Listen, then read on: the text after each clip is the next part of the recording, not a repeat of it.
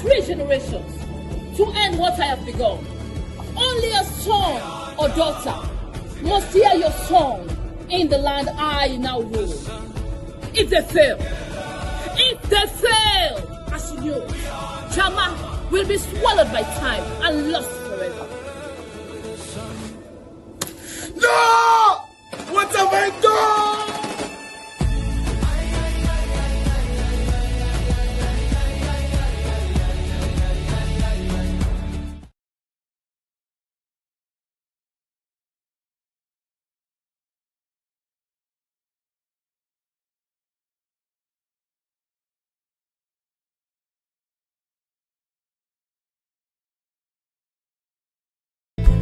Danfo offers unparalleled, curated, and bespoke tours across Africa for travelers seeking genuine cultural experiences, enriched with magnificent sights, sounds, and flavors found on the continent.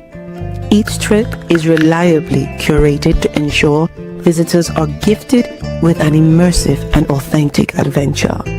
Whether you find yourself strolling along the charming white sand beaches of Sierra Leone, feasting on the mouth-watering delicious foods in Senegal, observing or partaking in various aspects of the Isheshe traditional system Ifa native to Yoruba land, Nigeria, with Danfo, you will rediscover a fulfilling sense of kinship to the true heart of the motherland, her communities. Our core values focus on integrity, quality, safety, and sustainability. We are uniquely committed to assisting with the advancement of African infrastructure and promoting African businesses, so both travelers and the communities they visit receive beneficial exchanges. At Danfo, we understand the importance of connectivity, and we have created a model which provides bespoke experiences based on your passions or hobbies. With us, expect a long-lasting spiritual bond between you and your destinations. Live, love, Danfo.Africa. To learn more, visit Danfo.Africa.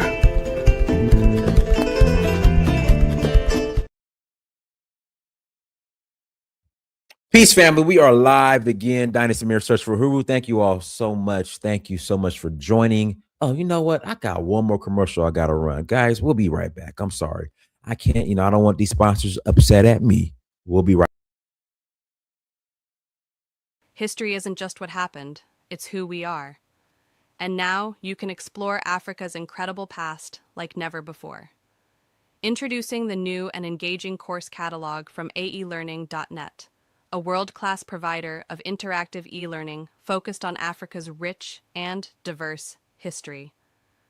From the rise of ancient Nubia and the power of the Mali Empire, to the architectural wonders of Egypt and the development of astrological knowledge by the Dogon people, each self-paced course brings history to life through stunning visuals, immersive video lessons, and interactive assessments. Designed for students, educators, and lifelong learners around the world, AE Learning's courses make discovering Africa's story easier, deeper, and more engaging than ever.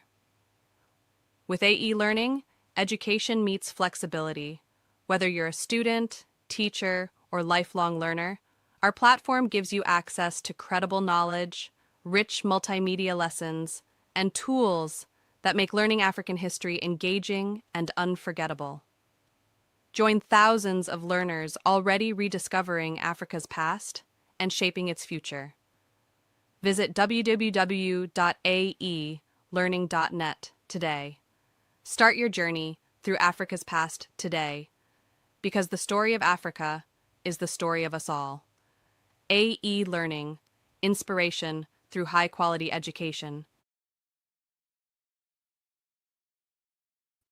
All right, peace, fam. We are live again. Dynasty Mirror Search for Huru. I gotta get centered somehow. There we go. We are live again. Dynasty Mirror Search for Huru. Everyone, thank you. Thank you so much for joining. I love y'all. Thank y'all so much. Let's see. What else we talking about? It is a beautiful day outside. Spring is here. Spring is here. Spring is here. And I am having a great day today. Um, got a couple of announcements. Announcement number one, we are rolling to Senegal in a couple weeks. No, couple weeks. We leave May 8th. Well, May 9th, actually. I'll be in New York May 8th. Hey, if you're in New York, hit me up. Let's link up, y'all. Again, if you're in New York, let's link up. I'll be up there May 8th. I usually stay in Brooklyn with a friend. So I'll be up there and we could definitely link up. So yeah, but love to have you. We're going to the jazz festival. And guys, I'm actually multitasking. I gotta text Dori the link. I sent her the wrong link. Dori will be on here shortly. And we're gonna have another awesome discussion. So let me get this link to her, guys. I apologize. I had sent her the wrong link. We gotta make sure she get the right link.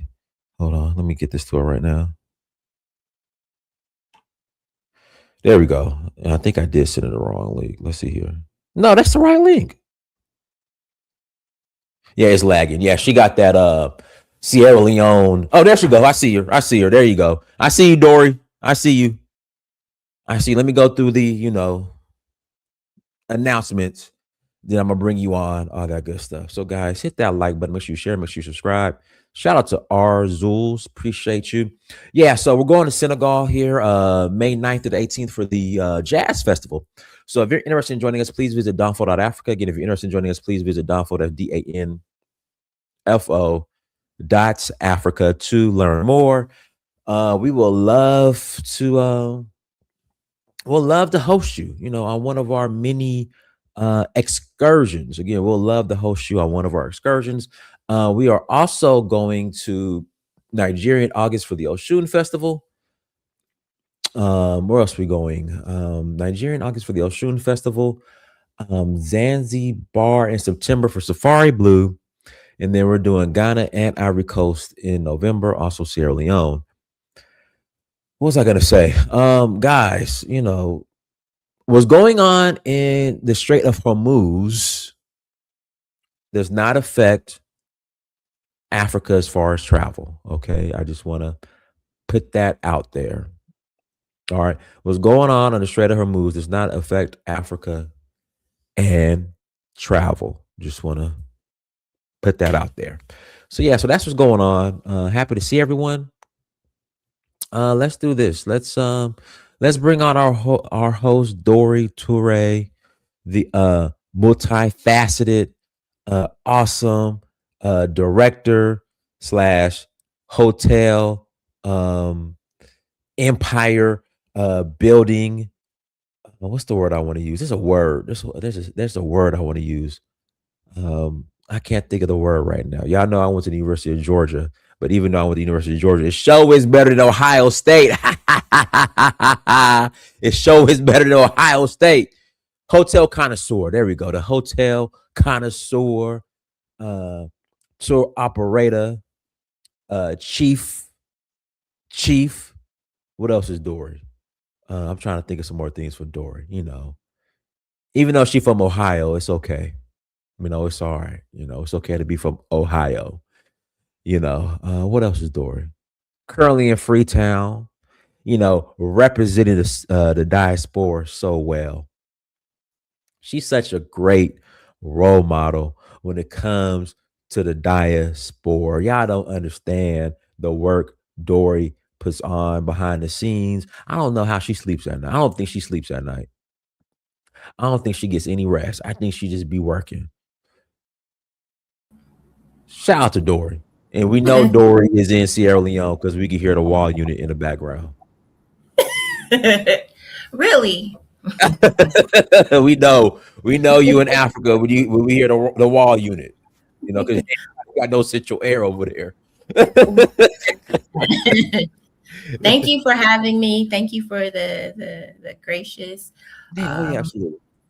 The introduction. I truly appreciate it, and and inviting me back again. So yeah, Dori. Whenever you want to come on, And Dora, I owe you some money. I'm gonna send you my money today because I don't want you to send them. Definitely owe me some money. I don't want to send the goon. I don't want you to send the goons after me from Ohio.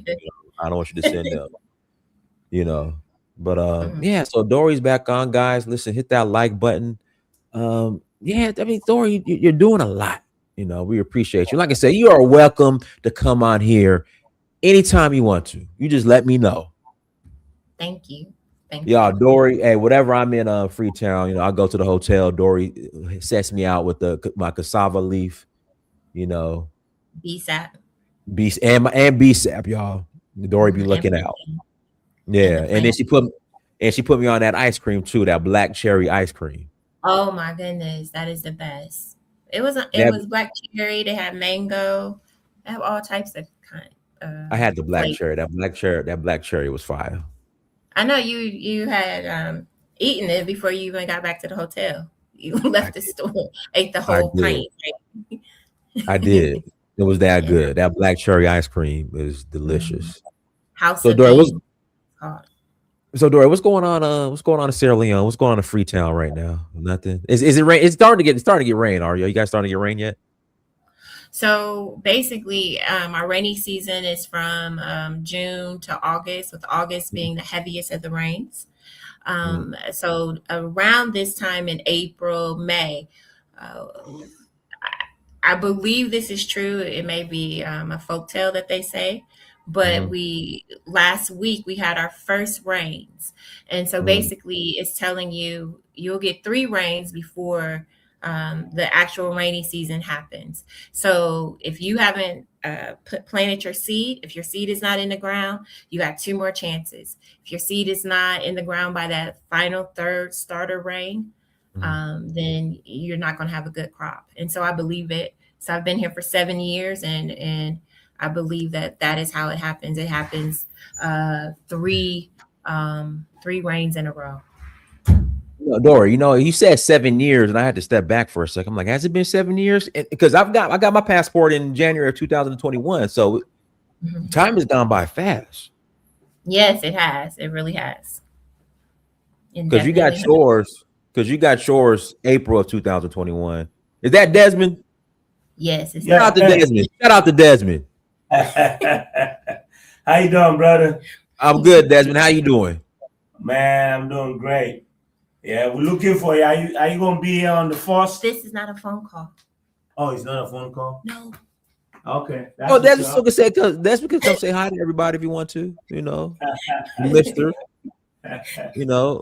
Okay, that's fine. That's fine. Well, I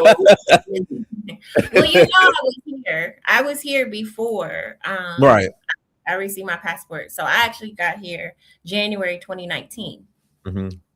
And so I did not receive my passport until November 2021. I found out that I was Sierra Leonean Mende after I had moved here. Would you take your test? Would you take your test? I took my test. You said you received your passport in April 2021? Mm-hmm. No. I would say my passport January 2021. Okay, so the group that came in April of 2021, they That's took what. me to an African ancestry cocktail party, and Mm-hmm. so there I took the test. It was basically put to me. I've always thought that if I wanted a Sierra Leonean passport, my husband is Sierra Leonean, I'll get it Mm-hmm. through him. I've taken an ancestry.com test. It came back that I was Nigerian. But Mm-hmm. after speaking to Dr. Gina Page, she basically said, no, you want to take this mitochondrial test, which tells your mom, her mom's mom, her mom's mom, her mom's mom, and going down that way, right? Mm-hmm. And so I said, okay, well, that makes sense to me. Let me go ahead and take the test. And so June 27th, 2021, I found out that not only was I living in Sierra Leone, married to a Sierra Leonean, but now I am a descendant of a Mende woman. And so Okay. I'm sorry. I'm so sorry. Why are you, I am so sorry. Desmond? Why are you acting up, Desmond? Desmond. Get out of here. Huh? Go. Let Desmond want to come on camera. Let Desmond come on camera. Come on, Desmond. Come on camera, Desmond. I know you're gonna come on camera. Come on, Desmond. Come on. You know What's up, Desmond? No, let him be a guest here. Come He on, can be a Desmond. guest. You can be a guest, Desmond. What it is? I'm talking about storytelling in Africa. Desmond, what's up? You live, Desmond? We're live, Desmond. We are live Live on what? on YouTube. Please go.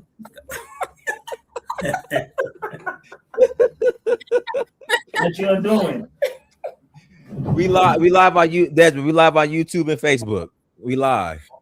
Oh, okay. Yeah, we're promoting the play. You know, Desmond. They say you got a special scene in there too, Desmond. Hey. On the play. Yeah, the play. They said, Desmond, you come out with your shirt off, and all the girls just run up to you. You know, you got like 2 or 3 wives in the play. That's what they said. You got like 3 wives in the play. They say you got they say you got like a kissing scene, romance scene, you know, but the play's for the children. So, you know, the other version is gonna be strictly, you know, for late night Cinemax. You know, remember the Cinemax late night, you know, that's what they say about the play. So y'all, Desmond's in the play. He comes in the play, rips his shirt off, beats some people up, then takes all the girls and next day left. That's right. You wrote that in. I added that in there. That would have been nice, man. You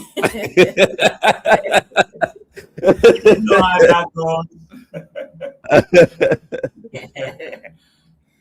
Be your own peoples. Yeah.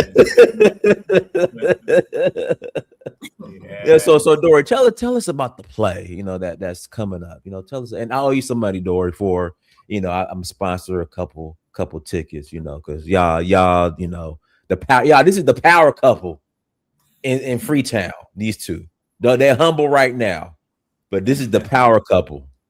You know. Thank you. Thank you. We appreciate it. So basically, I wrote this play called The Song of Jama. It's loosely based off of Desmond and I's story, how we met, our journey coming to Sierra Leone, all of that. And then to come to Sierra Leone and to learn another side of the story, a different story from the story that we were told in America. And so I think it's Chinua Achebe that said, if you only know one part of a story, then you know no parts of the story at all. Right. And so I feel like as Americans, the story through propaganda that was told to us is a distortion of this history. And so when I came here, and I'm sure you hear the drumming in the background, they are also practicing for the play at the lodge as well. And so basically the story is it's not focusing on slavery. It's basically focusing on who we were as a people before that interruption, and who that village is after the interruption. It is a story of remembrance, ancestral powers. So we have the 3 ancestors that are always there guiding the people that were of this soil and the people that were taken from the soil. They were always guiding them and calling them back. And so in essence, the song is always there. It's always calling to us, to the ones that are listening. And so that is the type of story, that is the play that I wrote here. Okay. What the process of putting a play together in Sierra Leone, in Freetown, because we know some of the challenges, you know, love my country, love it. But we know some of the challenges. How was that getting that organized? I believe the organization whenever you have a plan, the plan is, looks really good on paper, but then when you start to execute it, everything doesn't go as according to that plan. And so the cast has been great. 100% Sierra Leoneans make up the cast. The director is great. The way that he has taken my story and what he is presenting, that's great. But I would say some of the challenges are just the venues. We don't have a lot of theatrical venues in Sierra Leone. And so the one that we went to is a bigger venue that seats 650 people. And so there's an added cost to that, because the type of theatrical production that we are putting on, it needs that big of a space. And so with that big space, of course, the challenges will always be money. Yeah. Guys, hit the like button. I don't know if you know Marie. You know Marie. Marie, I think she came with you to get her passport. Marie Shaw, you know Marie. Yes, you're talking about You just yeah. Marcella, yeah. Yeah, Marcella. What did you call her? Marie. I mean, she got like 20 names. Oh, okay. These people go. Watch out. I'm so sorry. No, it's all good. Listen, Desmond is the man of the house. If he want to walk around, in the middle of the live stream, let him do his thing. Let him do his thing. Desmond, listen, if you want to walk around your house, while we live streaming, that's fine. He's gone. I wish I could lock the door, but he's gone. Marie, why are you yelling at Marie telling me to stop it? Marie, you got like 3-5 names. Shelly, Marie. Right, because you said you know Marie. I was like, no, I know Marcella. You got your Yoruba name. Marie, still got your Yoruba name? You don't got your Yoruba name no more? Marie, I gave you a Yoruba name. You had 2 Yoruba names, Marie, when you came to Nigeria with me. You already had one before we came. Marie, it's okay. So tell us the importance just really is you being a woman and you being able to create and building a future, the role you're playing in building the future of Africa through storytelling, because storytelling is very important. Tell us more about that. Is this your first play? Exactly, yes. This is my first play. This is my first anything of this magnitude. I've never done anything like this. So yes, this is my first. So here we are. So let me tell you a little bit. So I was late today because we finally, I shouldn't say finally, but we were able to come into agreement with the Ministry of Tourism. Oh, wow. Okay, good. So our Honorable Minister, Nabila Tunis, she has agreed to endorse our play, sponsor it, because she has themed this year in culture and creativity. And so that is the theme. So definitely with the play itself, it's creativity and it's our culture. And so I checked both of the boxes. So look out for that type of endorsement. That'll probably be coming out either tonight or tomorrow morning. How did the meeting go? Like, was she excited? Like, what is she? She was very excited. She was very excited. She has seen some of the videos. Some of her staff was a part of the cast, the National Dance Troupe, and this is who is out. This is who you hear in the background. I don't know if it's. I hear it. I hear we hear the drumming. Yeah. Yeah, and so the National Dance Troupe will be part of the theatrical. This theatrical production, and so she was really happy about that they will be shown on a bigger stage.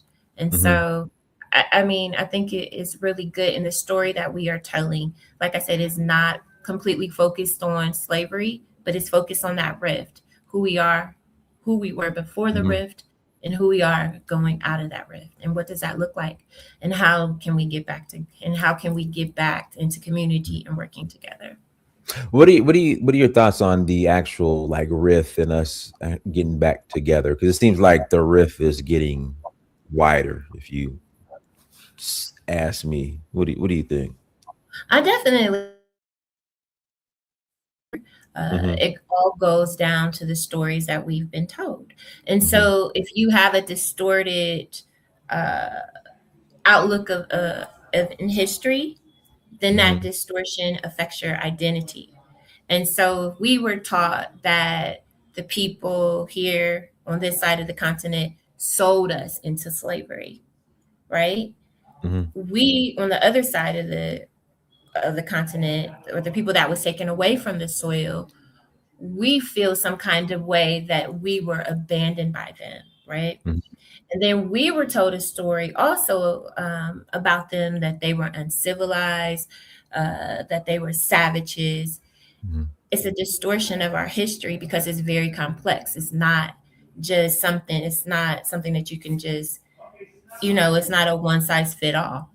Right. And when you go into storytelling, you try to try to get back pieces of our own story, the story where it's told through the eyes of the people that were left behind. And then to not only hear their side of the story as well, but also allow them to hear our story. Because when you listen to both sides, you can completely understand why that divide is getting larger. But at some point, we have to start saying, okay, we're not going to believe what the lies of the colonizer or the oppressor. We're not going to believe that story. Maybe let us go back to the soil and see exactly what that story what is. And then when you learn the other side of the story, I think you have a responsibility to go back and tell that story in a way that both sides can kind of come to grips. If not come to grips with it, at least start a conversation. Mhm. That's good. Guys, hit the like button. Again, please hit that like button. The link is in the chat room. And Marie, yes, we had I get Marie, you have 2 Yoruba names. Stop it, Marie. I don't know why you on here. Marcella, you have 2 Yoruba names. I don't know why you on here playing games, Marcella. I don't know why you on here playing games. Oh, no, Dori, question. Hold on. Where's my passport at? People have been asking. Now, I renewed my passport last time I was there. Is there Mhm. does VSL have a service where you could just they can renew it for you, or Yes, VSL also has a service, and Salon Hidden Gems has a service as well. okay, So love Bimbala to death, but I would be great. It would be great if you would. no problem. Hold on, let me put in the chat right now. Hold on 1 second. There's a I have a WhatsApp group. Hold And on I'm 1 second. okay. You can share my telephone number with them, my WhatsApp number. That's okay with me. Let's call Dori. Let me do it right now. What's your number? No, hold on. Let me. I have it. Let me just copy and paste it in this chat. Dori. So how's it work? What all do they need? So basically, you can go to CVS or anybody that does the passport pictures, ask them for Mhm. the digital passport pictures. I would need 4 of those to be digitally emailed to me. I would need the copy of the Sierra Leonean passport. I'm trying to think. I believe that's it.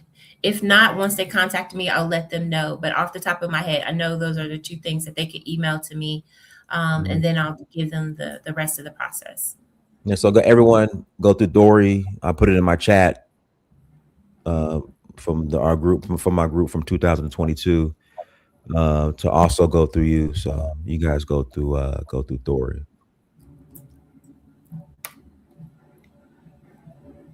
Okay, guys, links in the chat room. If you want to call in and add to the conversation, you're more than welcome to call in and add to the conversation. Will the play be live streamed, or like will there be No. like a?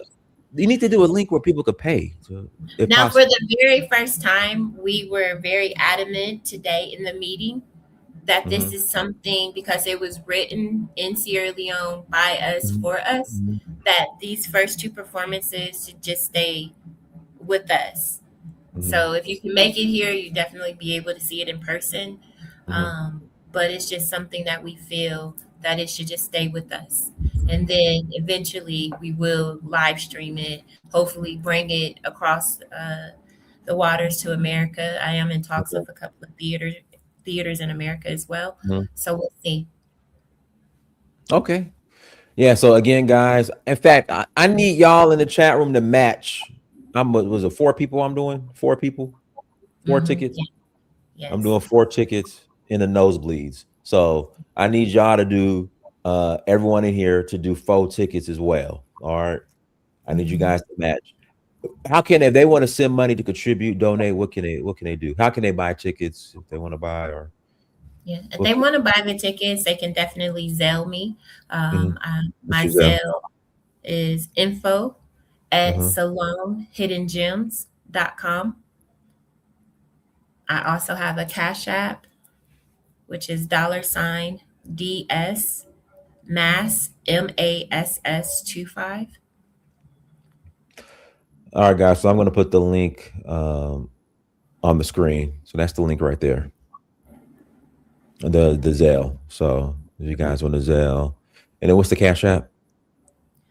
$D as in David, S as in Sam, MASS 25. Okay.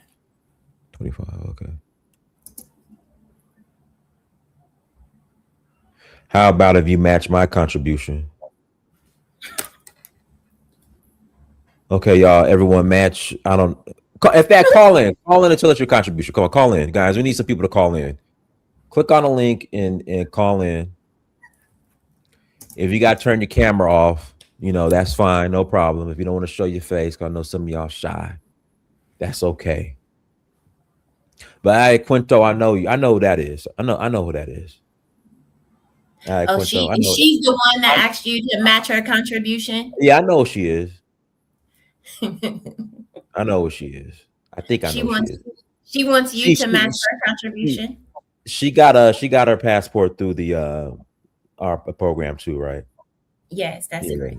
Yeah, but I'm asking you, does she want you to match her contribution? I don't know what her contribution was. No, you just said somebody asked you to match their contribution. How about if you match? She said, yeah, that's Quinto, yeah. Please match her contribution, I beg. What was her contribution? $2,500. Okay. Here's right here. Here we go. Go ahead.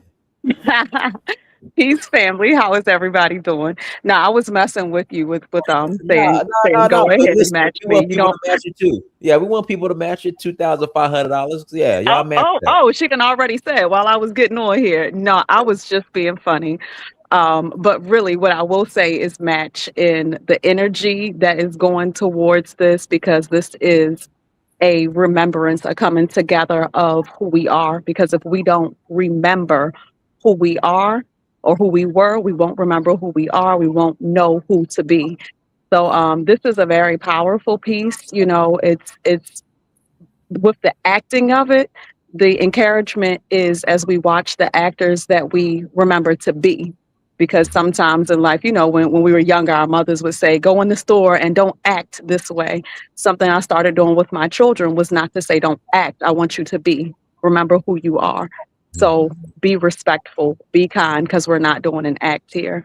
So I'm excited about this. I love my sister Dori, and I'm just grateful for how our ancestors collectively bring us together for this moment.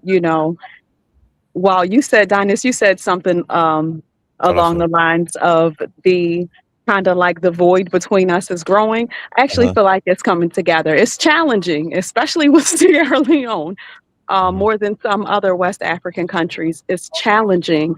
However, we have tower moments sometimes where things kind of burn down, so a foundation can be reset. And this is just one of those times. So we just got to do the work. But the end is beautiful. Okay, yeah. Guys, Mr. Nimba, you need to connect your device. Your device isn't connected. Hey, one of my guests that came with me, he has a crush on you. On Aya? Aya, he has a crush. Like he has a crush on you. He was there doing your group. Okay, tell him jokes. Where you go awesome. You know what he can do? What can he do? That is so awesome. He can support the Song of Njama. That's what he can do. That would be so impressive. I would be greatly impressed. Like, wow, that would just mean something. Yeah. He said he has a crush. He has a crush on you. What? Okay, that's wonderful. So let's get this work in. I was letting him know. Dinus probably has a crush on you. Oh, well, I mean, if it's you, then we'll go back to my original statement. Let's match that contribution. Hey, Scott, unmute yourself, Em. Thank you, sir. I got two questions for the guest. if Go I ahead. can. Number one, do you feel obligated to disregard our slavery past? And number two, why should we as Black Americans continue to break our backs and break our bank accounts to reach out to Africa when Africa don't even so much as put up a billboard in our community? Hey, go get Desmond. I'm gonna tell Desmond he to put up a billboard. Go get Desmond right now. Go get Desmond. Go Put up a billboard. go get Desmond. Go get Desmond right now. We gonna put him on a hot seat. Go get Desmond. So I mean, I'm not sure who you expect to answer that. You said as us Americans. Well, you said as us Americans. I'm an African person that was born and raised in America that reveres my ancestors worldwide. And one thing that I know is that this whole realm is worth redeeming. So the head dash heart is Africa, but where the head goes, the body follows. So there's not one side to be on. What we need to do is come to Ma'at, is come to balance. So for those who say things like, forget America, the divided snakes, I'm never stepping foot on that soil again, that's ridiculous. For those who say, forget Africa, Africa ain't never done nothing for us, that's also ridiculous. So once you realize that it's actually a little kind of lower perspective to say we're from Africa, what we really are is star seeds. That's what we are. We were sent to this planet to redeem this planet. We were sent here to learn. Okay, so right now, those of us who function on a God frequency are here as redeemers of this whole realm. So I don't need to heavily place my focus on anti-America or anti-Africa. What I place my focus on is being a redeemer, and anything else is not even really worth debating about because it's imbalanced. And what we do as Ma'atic individuals is come to a balance. Can I reiterate the question? If I can, I'm not going to take over the show though. You got a host right there. If you say okay, you can't do it, you can't do it. If I can I rephrase my question? You can go ahead. Or respond. Go ahead, rephrase your question. Okay. So you said you are African and yet you're in America. Like there's a whole transition that got you to that point, and then there was another transition that got you to where you are now as far as freedom, and it had to do with bloodshed that particularly Black men in America had to shed a lot of blood to get you off the plantation. So where do Africa play a part in that? Like how did Africa contribute to you being free, and what debt, how do you feel you owe them over your people that got you off the plantation?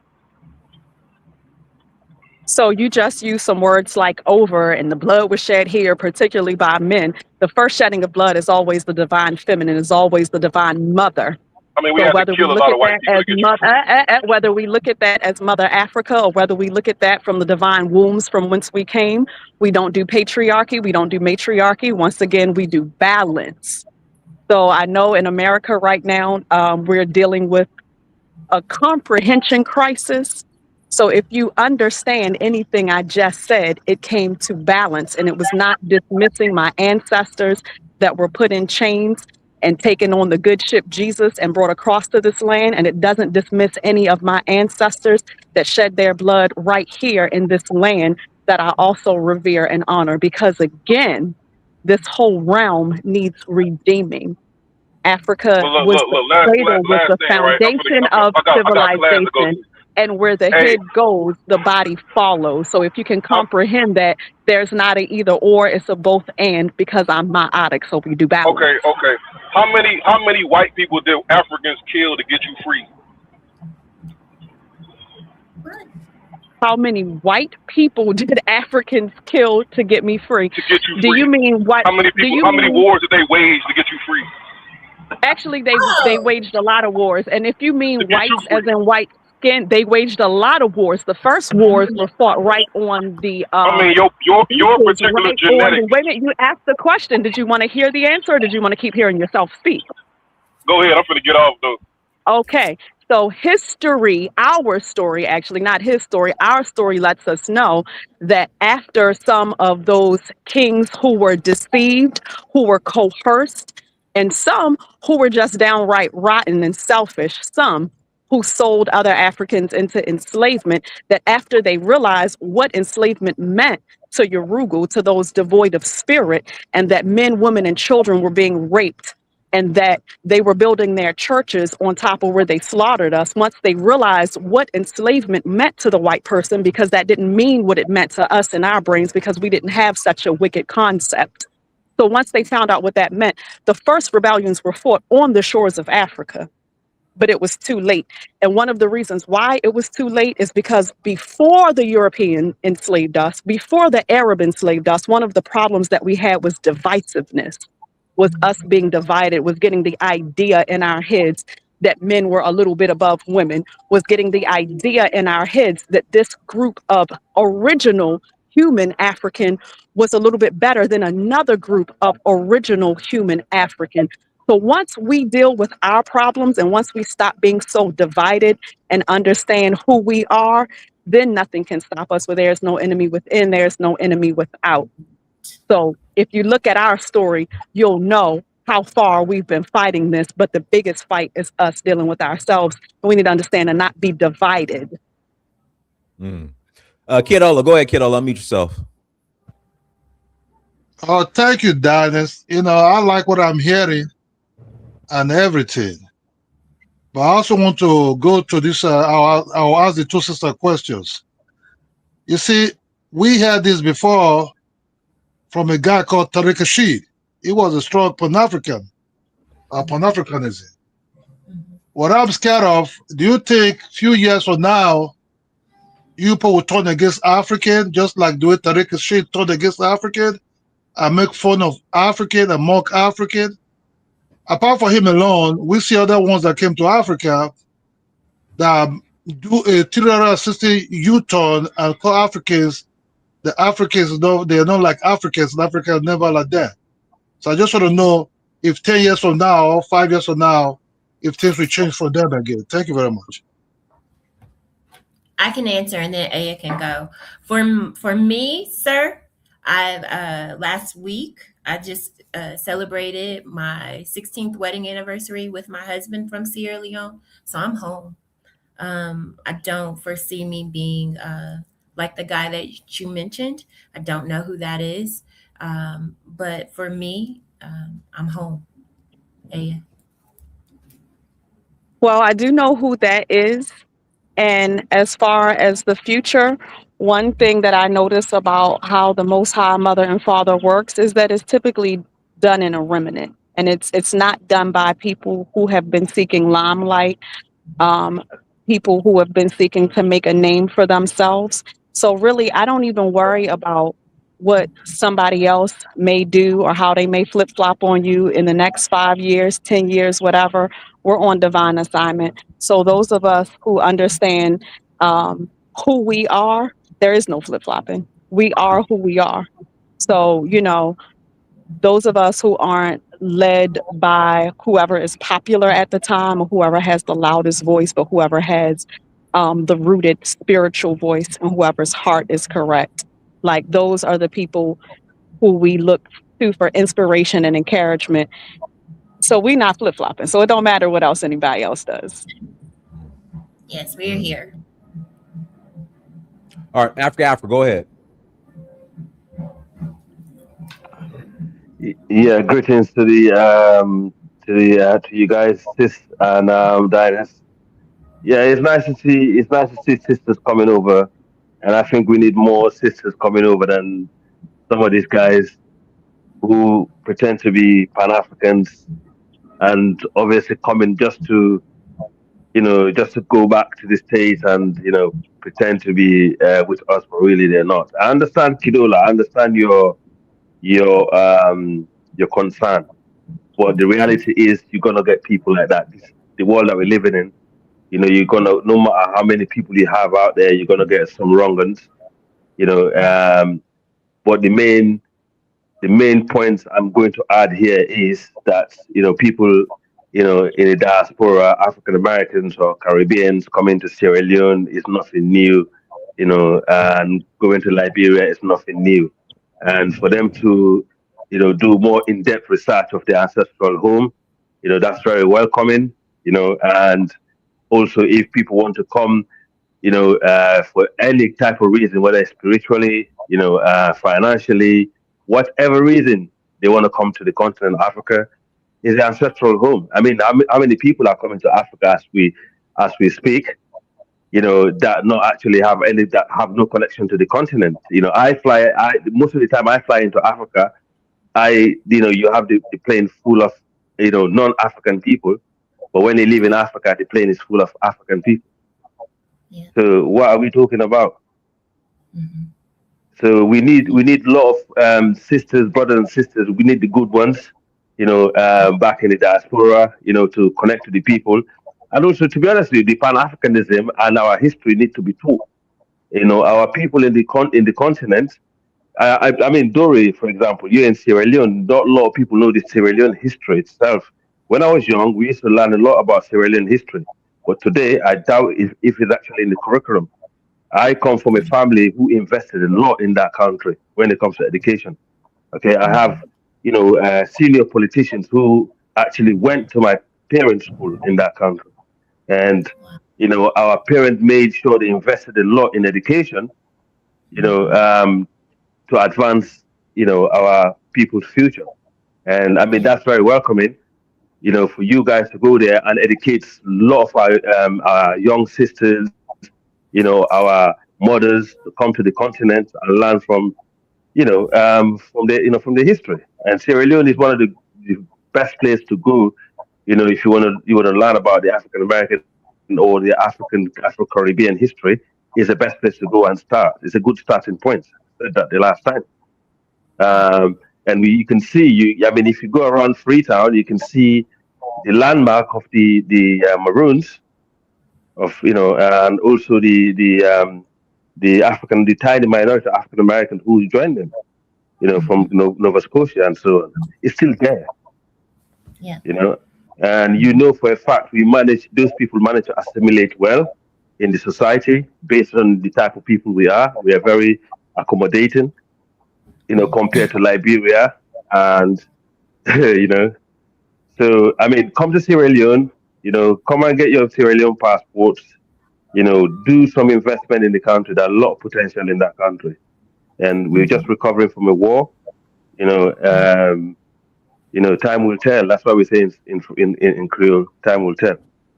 There's a lot of potential. So I don't know what you're doing at the moment, but I tell you what, if you are into agriculture, as you said, in the northern provinces, in the southeastern provinces, there's a lot of potential. Yes. And we're importing. I was looking at some programs.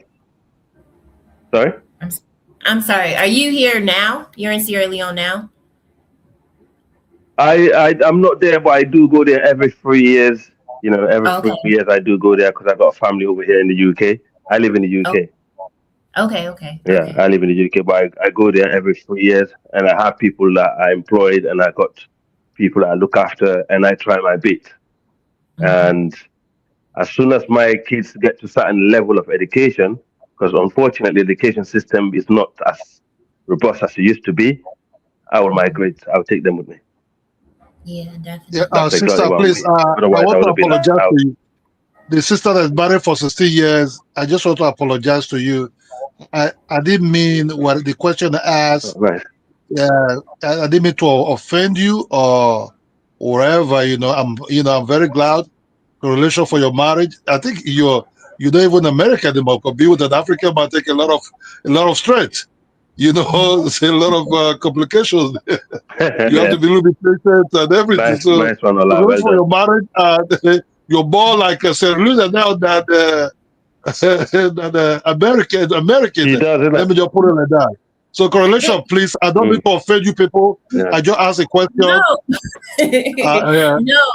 No, I have a very big respect. I have very big respect for you, Paul. That's just what I'm saying. There's no offense taken. I think when I told my story before, the first time that I came to Sierra Leone, I went to Bunce Island, which is a slave fort. Everything that I was taught in America about oh, they sold you, they did this, they never did that. In that one visit, it just changed everything that I thought I knew. From that point, it has been my mission to tell the other side of the story, because I know that I am not the only one who heard the story of the people that took us from our land, right? And so when you do that, and especially I think you talked about Sierra Leone, and I think the other brother that left, he had said about the wars and when did they come from us. Sierra Leone is a part of the transatlantic slave trade and colonization in 4 areas.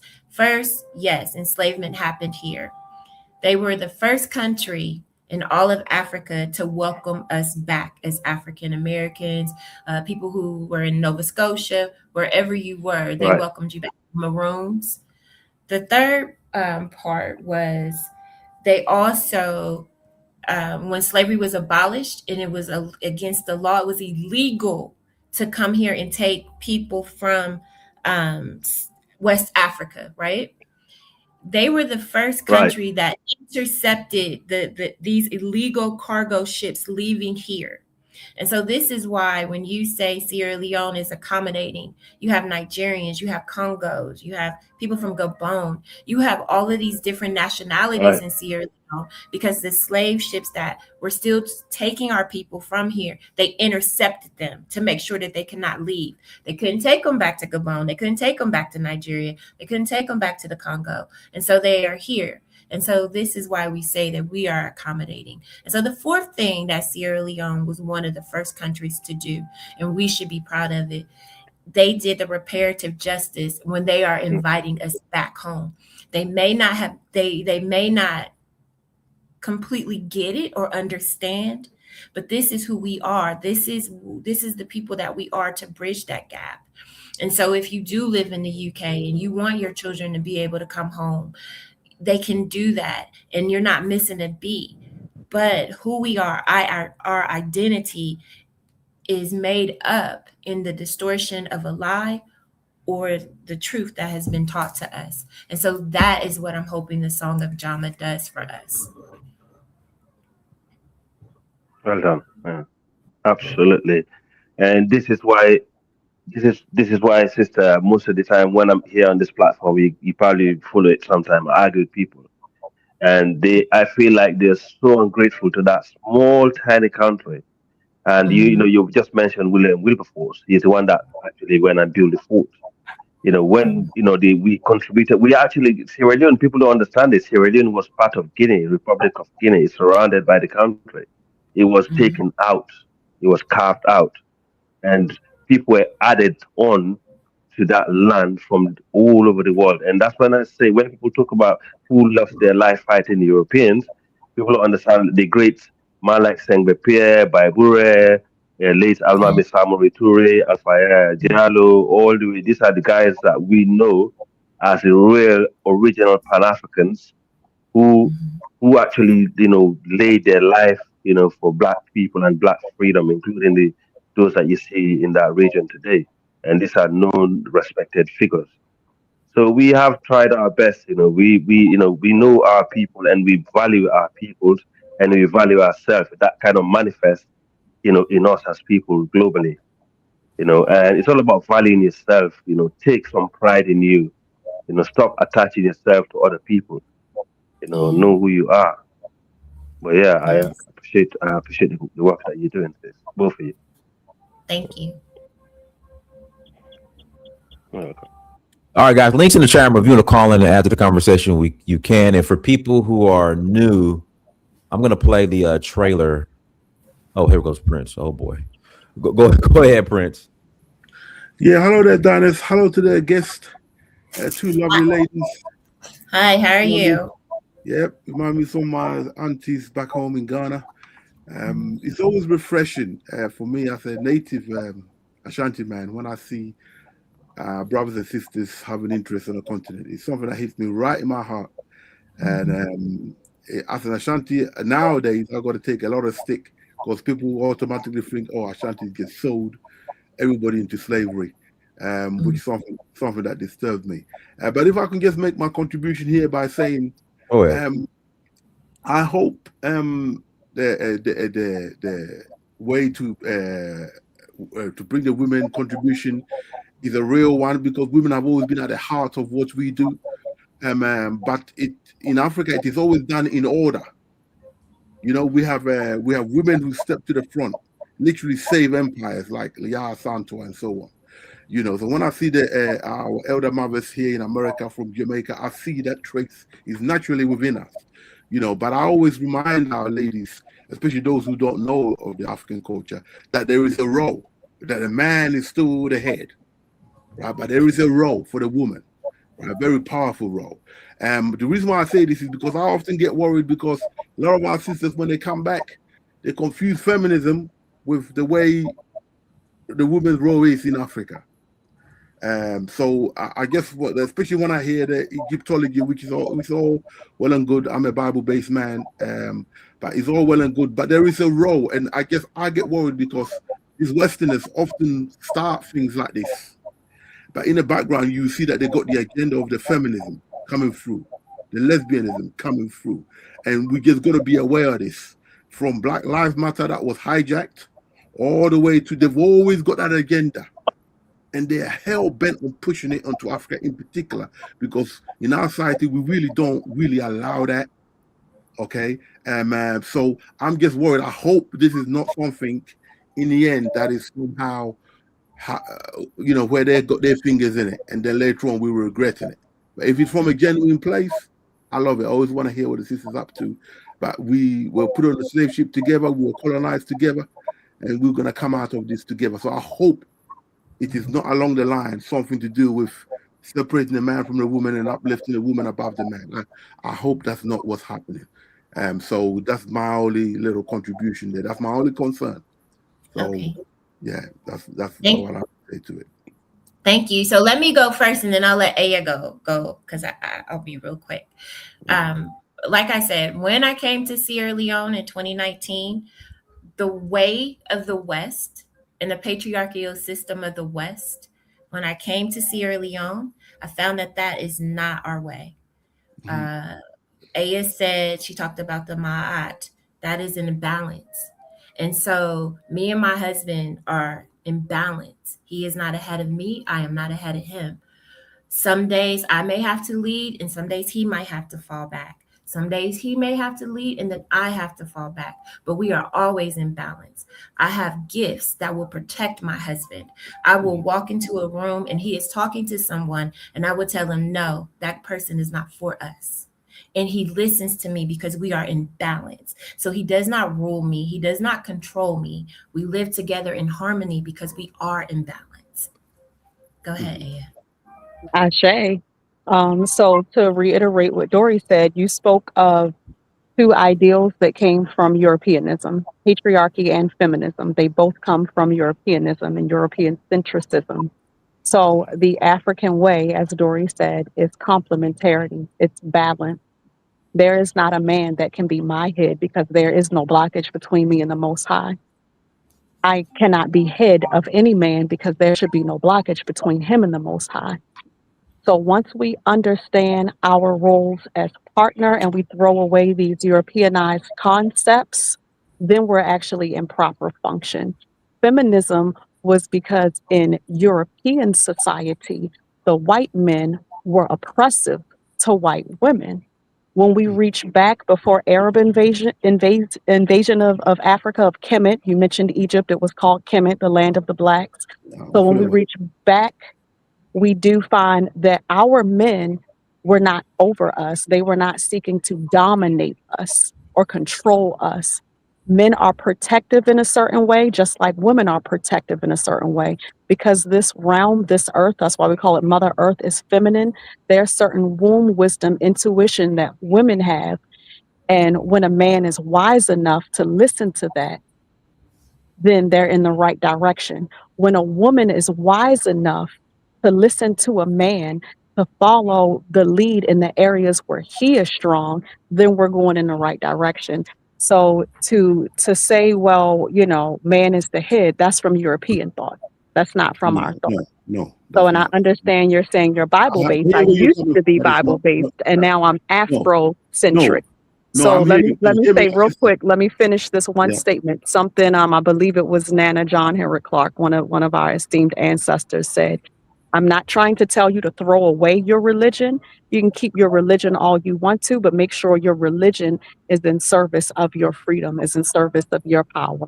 So once you go through your religion and understand some tools of divisiveness that were put in there to dominate and control the African mind, if you can undo that, then you can keep your religion. Because also in the Bible, it says women be subject to men, but it also says that we should be subject to each other.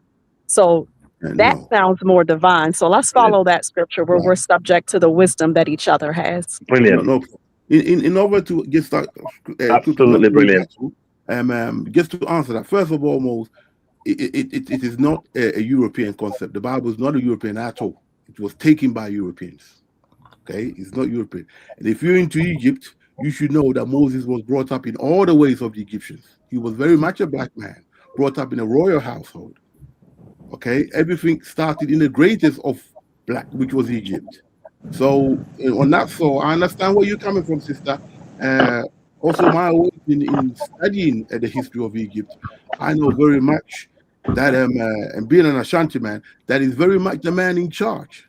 But the woman is the backbone, as explained the Santo Ascora. When the empire was down on his knees, she the one who got them come up again. Unfortunately, the men had fought so many wars and we couldn't no longer stand the power of the guns and the cannons, the new technology that was coming in, that eventually we were subdued. And I hear what you're saying, sis. There's no abusive, I'm not talking about an abusive man or anything, but what I'm saying is that when there's a problem in one household to the other, when the men come to solve the problem, the first thing they ask is the men of the house. That's what they ask for. And then the woman will come. So there is order, but it is not the European concept. Do I understand where you're coming from? It's just that I'm always skeptical. Whenever it becomes like a women thing, okay, that I'm worried. I'm always worried about the influence of what the Europeans are trying to push, the LGBTism, the removal of the man at the head, so that they can get in and influence us, as they've done in the West. We could see it. They've been trying to penetrate African society for some time, whichever way they can do it. And sometimes they use our celebrities to show it. They will have a Rihanna who is Egyptian based, who makes sure all her pictures, she's in front of the man, and the man's carrying the baby behind the background. So those are the reasons why I'm always skeptical and double checking. But apart from that, I love what you ladies are doing. I think your skepticism is appropriate and it makes sense. Just take your skepticism a little further. Take your skepticism and question why you're using the word Egypt to describe Kemet, which, like I said, was land of the black. Yeah, Egypt is a word that was a mistranslation of one of the symbols in Kemet. So to say that the Bible is, oh, it's not a European concept, as I said, there are certain themes in the Bible that were intentionally put in there. Look at the Council of Nicaea 325 AD. That's got nothing to when do with the Roman Constantine, sir, wait a minute, Lester, you talked about order, so there was no interruption on your part. So let's maintain order. So when you look at the Bible, when you study our story, you're not supposed to, you can't use a text to validate the text. So when you go back into our story and you look at the term Christ, which was KRST, which is a Kemetic term, it was taken, it was Europeanized, it was sold back to us to mean one person. So yeah, there are definitely themes in the Bible that are Europeanized, because the first thing that they did, so the first thing to be skeptical of is the person that comes into an older civilization. We are the ancient ones. We've been on this planet eons before Europeans showed up on this planet. So if you look at the first resurrection story, we're going away from the point. What I'm trying to say is I'm raised as an Ashanti from a royal household. That's awesome. I'm raised as a melanated divine person. So you being Ashanti does not give you any authority Nobody over can me. give me. That's a beautiful thing to Hear me know out. who you are. So what I'm saying is, which is one of the cardinal rules at the temple in Kemet, the temple of Luxor, is know yourself. Know yourself, and I you'll hear know you, the sister. universe and the divine. So I'm go not back trying to. before us, John C. Go all the way Mm, back to our Nile Valley civilizations, where we practice our mm, spiritual sciences that connected us to mm. this universe before a religion was given. Yeah, I'm trying not to make it a religious thing, but if we have to go there, I'm very good at it. I don't want to go there because I You don't want to take started it away by from the saying the subject. Bible. So you initiated No, the religious no, conversation. You said, no, hey, I'm a Bible man, and the yeah, Bible says that the yeah, man is the head. So now because you can't say, I'm well, trying I'm to not trying to go there, when I that's know that, but you're exactly where pushing it you there. I'm went. trying We to bring it followed back you. in. No, Yeah, I'm brother, This is we what we followed this you. I didn't bring religion into this. You did. sister, that's what I'm sister, All this trying is to the do. right, problem. let's do This this. is We're the gonna take a problem quick we face commercial in the break. Hold on, country. Africa. We're taking a quick commercial break. We're gonna Diners. play the trailer Uh, to Song and Jama. Then we'll come back and I'll let God's gift come on and ask his question. You have 3 generations to end what I have begun. Only a son or daughter must hear your song in the land I now rule. If they fail, as you know, Jama will be swallowed by time and lost forever. No! What have I done?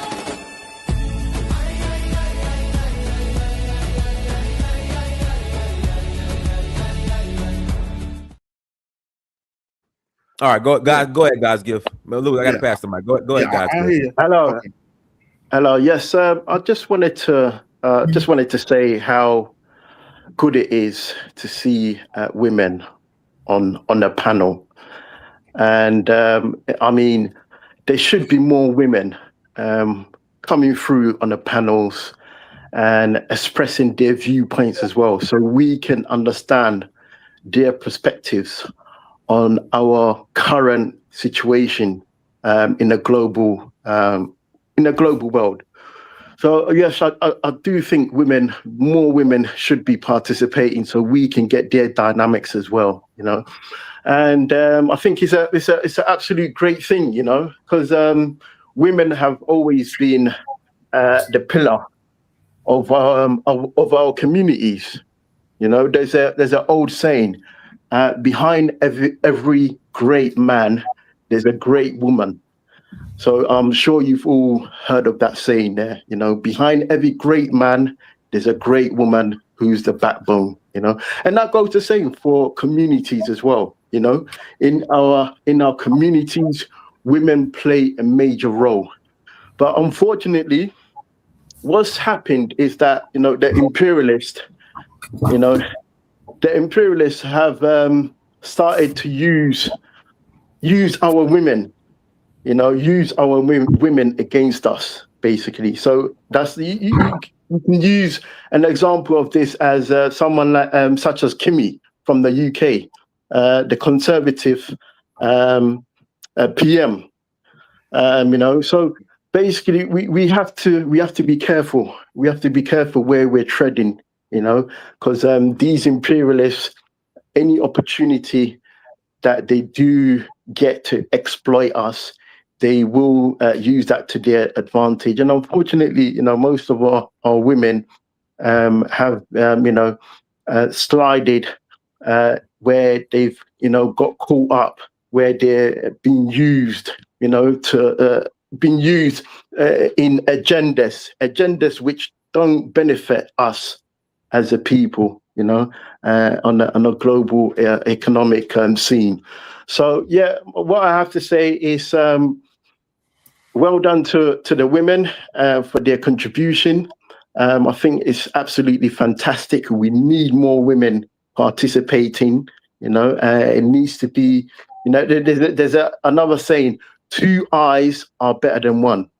2 eyes are better than 1. So we need to work together in order. And women play a major role. They do play a major role, and we need to work together in order to come out from this abyss, this hole that we've been put into. You know, we need to really work together, and we can do it.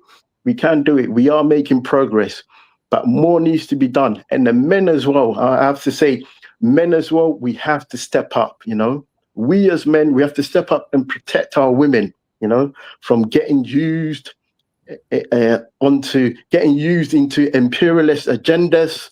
So we as men, we have to step up and do our part as well, you know, and protect our women. You know, we have to do more to protect our women. So that's all I wanted to say. So, you know, big up to the women there for their work and their contribution. Yeah, I mean, I agree with you, my brother from the UK. I mean, we all know, for example, you know, my sister Dori, you know, I don't know if you know that, but after the war in Sierra Leone, it was the women that came together who actually rebuilt the society. You know, the men were nowhere to be found. You know, they're the one that brought the society back together, and you know, from the scratch. So we do need women. They're very important in our society. In fact, they were mothers, they are our sisters, they are aunties, they are grandmothers. So the only thing is, you know, the world that we're living in, and throughout, if you look at throughout history, women should be equal to men, you know, as a team player. You know, a man should be a team player to the man. We shouldn't be looking at them as as some form of object where I'll be like, oh, we have to be dominant, or the woman have to be dominant. You know, as what she was saying earlier. You know, if you have a woman where you have that level playing field, then you're blessed. You know, it's a woman that understands that boundaries and the level playing field, and also a woman that understands the culture, that want to preserve it. You know, and you know that's what we're talking about here. You know, like for example, you know, I do draw back to my home country, just like everybody. You know, we know for a fact, you know, we did suffer a lot. You know, a country that went through a war, you know, and have to build back from scratch. You will understand what the role of a woman is. You know how important it is. Trust me, it's very, very important. Because you know, men's we actually out there. You know, we've got so many egos and all this fake pride and stuff like that. But women can actually, you know, they're more sophisticated in terms of the way they think. 100%. No, I agree with you, my British brother. And Kemi, she's not the good example of a black woman, you know, at all. I totally agree with you. And she got her own agenda, and I think the agenda she got is basically very tribal based. She is obviously married into a different culture, you know, and obviously she have made a choice. You know, what they said, you make your bed, you lay in it, right? So that's what she's doing. So you cannot, you know, criticize her. She made a choice. She preferred to be the white man, and she's fighting for the white cause, so she can get somewhere, you know, to be recognized in the white world. So that's what she's a coon. Yeah, she's a coon. Yeah. Let's say, I just wanted to for my sake, but yeah. I hear you. Yeah, she's a coon. She's a coon. That's the sort of people we got to be aware of. Do you know that they knew that this argument that came forth with the UN regarding the slavery coming up was something that they knew was coming up, because it was put forth a long time ago. It was put forth under Nana Addo's administration. So they knew that this thing was coming up. From CARICOM to African Union was working on this with all the black societies, and they knew the time when it was going to come up, because they've got sessions when they do this. So when Muhammad's time came and they put it forward, this woman, who's the blackest of the quintessential black woman, when you look at her, from West Africa out of all places, was the first one to open a big gob and say she would never, because they used the wicked conservative people who had most of the slave plantations and the colonial masters, they used her to give that message to the world. So that's how they like to work. So what I'm saying is that, like I said, I'm not against anybody, but I am fully aware, having lived in this country for 40 years, how these people operate in the higher echelons and the lower echelons, right? They reflect it back on you. So I'm always wary. I'm not against women, okay, but I know the role that women have. From my grandmother who raised me, who told me when I was a kid getting on a plane to come to England that the land you're going to is not your country. Before I saw any, that's what she told me. She was a grandmother, okay? She was a child. She was born, I think, 15 years after the Santo Wars. Yeah, because it was Santo Wars in the late 19th century. We were the last ones to fight these English people, where the empire was already down, right? Because she knew she was not going to have that status. She went and lifted up the men, but by the time it was a little bit too late, and she herself went into things. So I understand exactly from that experience what the women role basically is.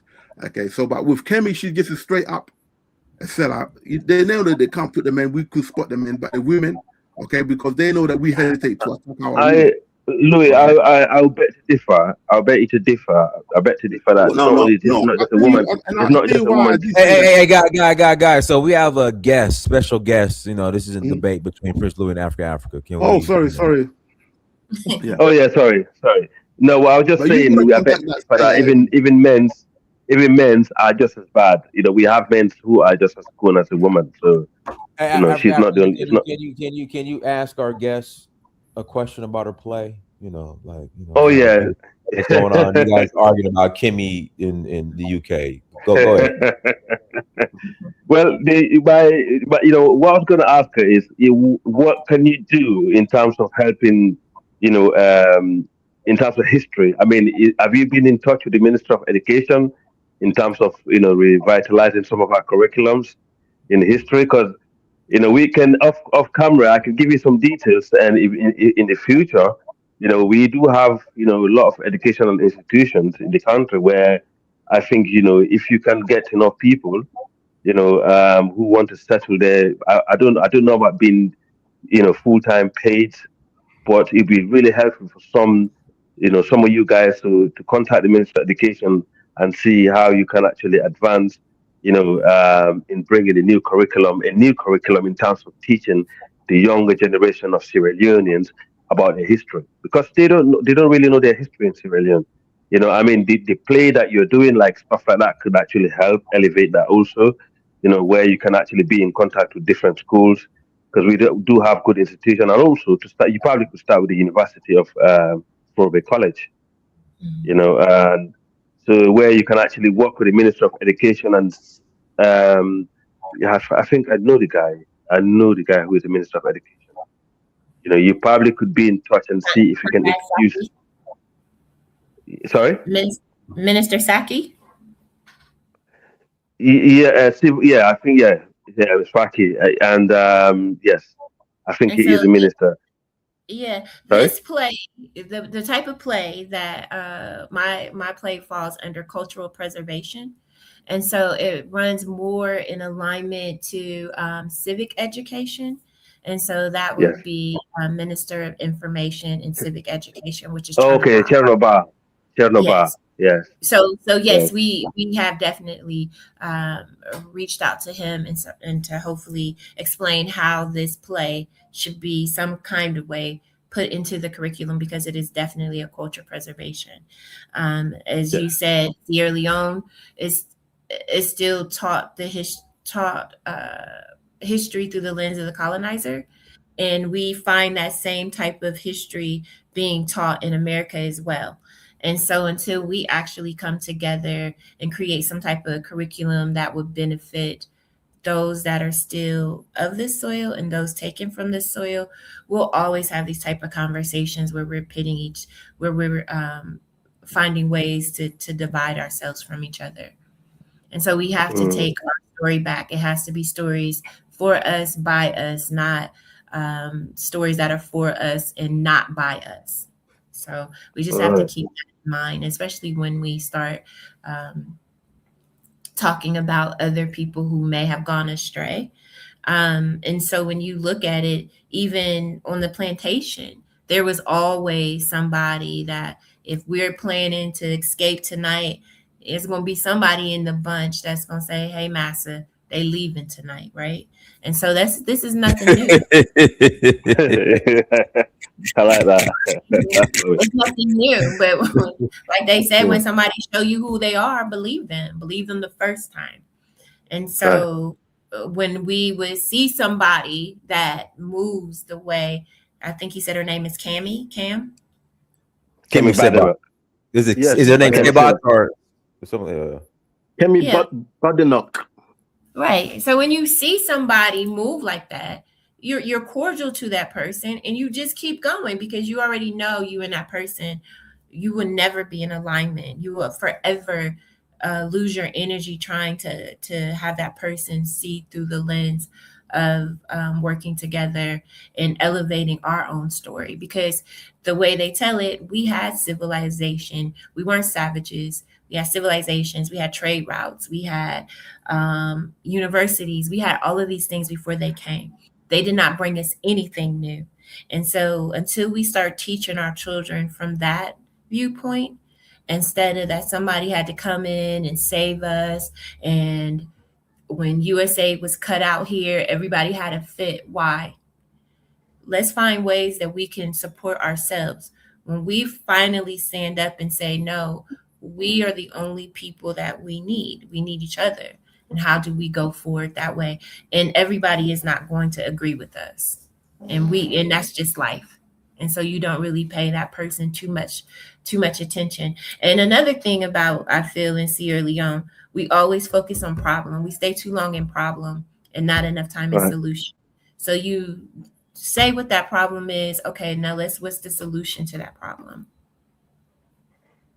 Okay. Yeah. I have a question for you, Madam Turay. Dinus asked you what were some of your challenges with this production in Sierra Leone. So what are some of your victories and inspirations so far with this process? The victories, for sure, bringing the community, seeing the youth. The cast is 95% of the youth. They all sign contracts. I give them transport every day to make sure that everybody can make it to the rehearsal. They are great. They try. And so that would be a victory. The National Dance Troupe coming on board, that would be a victory. People really coming around the story. They're praying for me, saying, hey, we're praying for you. We're praying for this show. Don't be nervous. We're going to do our best. You'll see. And just to know that I don't want to let them down as much as they don't want to let me down. I'm about to cry. But so by far, that would be the victory. Getting hugs every night. That is just the victory. And to know that we are putting this story out, and it's a story of us. It's our story. And it's just, like I say, it's my love letter to Sierra Leone. It's my love letter to my ancestors who have brought me back to the place that I was taken from. And so that is definitely my victory. Like I said, the biggest challenge, of course, is finances. Anything. If you're doing a production of this magnitude, of course, it's finances. So that would be it. Thank you for my question. Yeah, I just wanted to say, I understand, obviously, you're building a foundation at the moment, but I'm just thinking, is there any plans to transfer this onto other countries around the region, and just make it a more expandable, because it's an absolute great thing you're doing, and I think more women from other countries will benefit greatly through this as well. So do you have any plans to expand this across the board? I do. And so definitely I've been in talks with a couple of theaters in America to bring it to America in summer 2027. The choreographer is from the UK. His name is Dr. Harold Patton. He is a Jamaican, West African choreographer. And so he has even shown interest to see how can we move it from Sierra Leone to the UK, and of course other countries within West Africa within itself as well. So yes, we definitely do. We are definitely trying to bring it out because this is our story. It's written for us, by us, and so it's our story. So it definitely needs to go out. I think you're muted. Yeah, God's gift, you're muted. God's gift, you're muted. Oh, thank you. I think that's fantastic. Thank you very much for that info. Yeah, thank you. Thank you.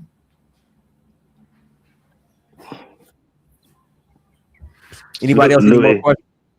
Yeah, Louis, do you have any questions? Yeah, I was going to ask. Have you approached the Sierra Leone education office to see if they can support you, or you just went ahead and done it with private money? So today we just received our first endorsement, partnership, sponsorship from the Ministry of Tourism and Culture. And so we are in talks with the Minister of Information and Civic Education. Civic education. Yes. I know it very well, actually. Trying about, okay, good. So maybe you can send a word out. Say, hey, I was listening to this woman. She has this play. So that would be good. Any help, any connections people have, that would be great. I try and get hold of his I try and do it on network to get hold of him. If I speak to him, he will heavily consider it. I mean, Sierra Leone is a good starting point, but also I think the next door neighbor, even though it's a French-speaking country, Guinea is actually heavily invested in culture at the moment. Very, very much invested in culture, and in fact, the Minister of Culture is actually been renowned in the region, for been doing a lot of transformation, and the government is putting a lot of money in it. So I don't know what network you got or what you can do to expand to the neighboring country, because Guinea is known for their culture. In fact, when it comes to culture, they're very more cultural people than us in Sierra Leone. And they're very more Afrocentric. It's one country you would go, you would hardly see people wear Western clothes. They all wear the African clothing, for example. And this artistic, like this kind of thing that you do, like theater and all this stuff, they're very known for that. They're very known for this kind of thing because they got like they got what they call the ballet in Guinea, which is like a top-notch thing for the middle class. They tend to attend it a lot. So I think you can actually, because when I was in Guinea, I saw that's why I saw this thing more bigger than Sierra Leone. To be honest, yeah. But So for me, because my ancestor brought me back to Sierra Leone, and well, your name Toure. You see, the thing is, you I know you probably quite new, but Sierra Leone, Guinea, they're the same people, man. They're the same people. Yeah, no, my husband's last name is Toure. Yeah. Okay. So are you the Sierra Leonean? Are you the Sierra Leonean? Yeah, I'm Sierra Leone. My mother is Madinka. My father is Fula. Did you live have you lived in Sierra Leone? Yeah, I'm from my parents are originally from the north, from Kabbalah, but I was brought up in here. Have you ever I lived there, of course. Yeah, of course. I grew up in my younger days. I lived in Freetown. I grew up in Kono district, the diamond mining district of Sierra Leone. And I grew up in. The reason why I asked you, and why I'm so passionate about this play. My name is Dori, right? Okay. And do you know the song Dori O Dori? Dori is mainly from the people from the eastern region of Sierra Leone. That's where you find that name more. We do have the name. But do you know this song? Yeah, I heard of it. Yeah. So Dori O Dori, Dori Mama Kura, Mama Kura. Yeah.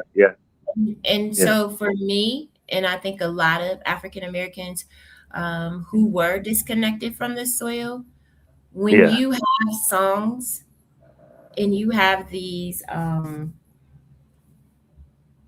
things that are here already, right?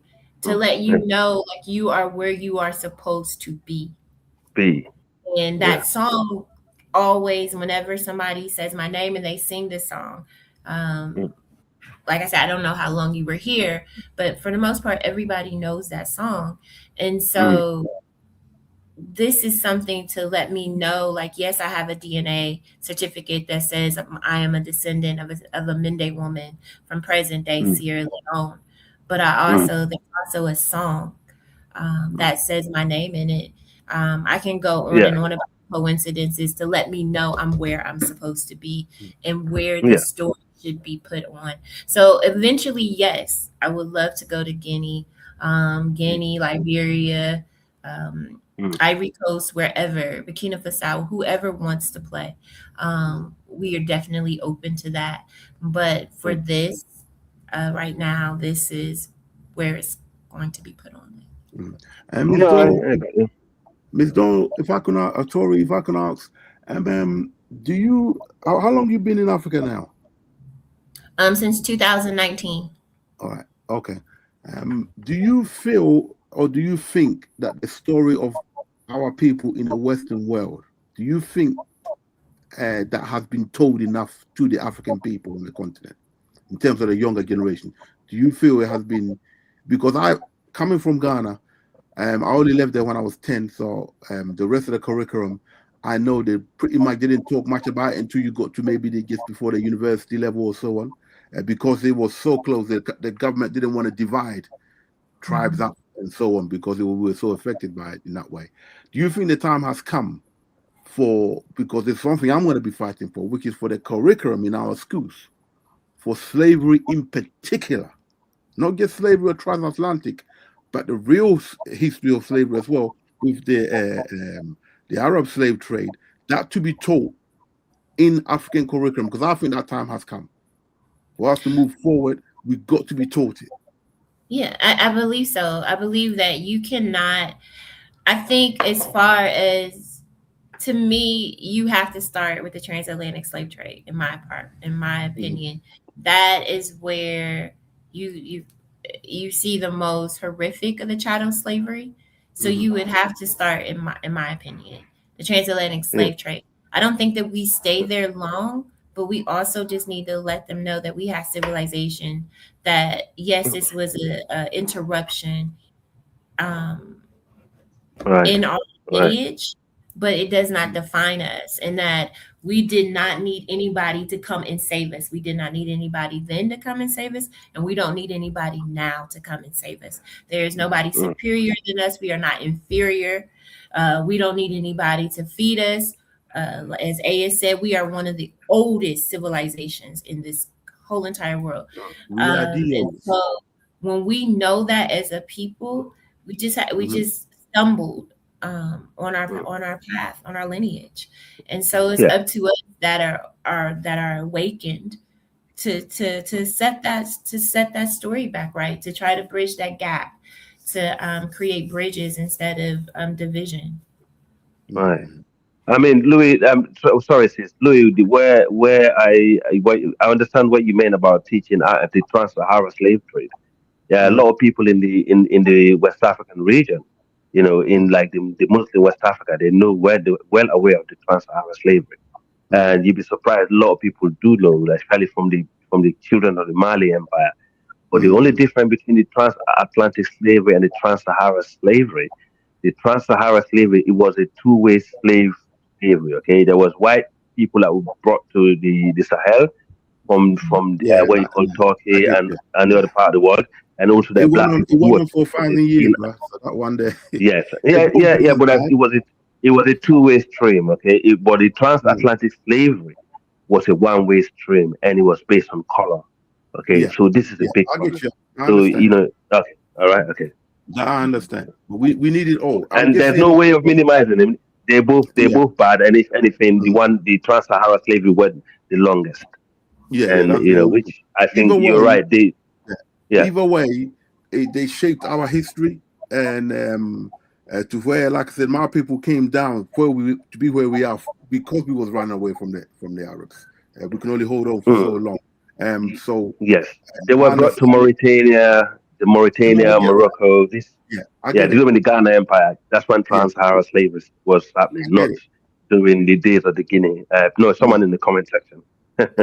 I get it. What I'm trying to say is that from where I'm coming from, because when I hear some of our sisters and brothers who come back and haven't lived in this country for so long, went through the education system, the whites here taught us more about the transatlantic slavery in England than our own people want to speak about it. Our own people obviously know about it, but because we were put together as individual nations after World War II, because Nkrumah didn't want us to be divisive, so it wasn't really taught. I'm sure if he'd stayed in power longer, it would have been, but I think the time has come now, with the attention that's been brought back to Africa, for our education system, our ministers to now assert themselves that we're going to teach this in our school curriculum, and we're not going to rely upon a white man to give us aid to run our education system. So once we develop, right, in Ghana, we got enough money to run it. We got the oil that's being used for education. There's no excuses now that we should not have a curriculum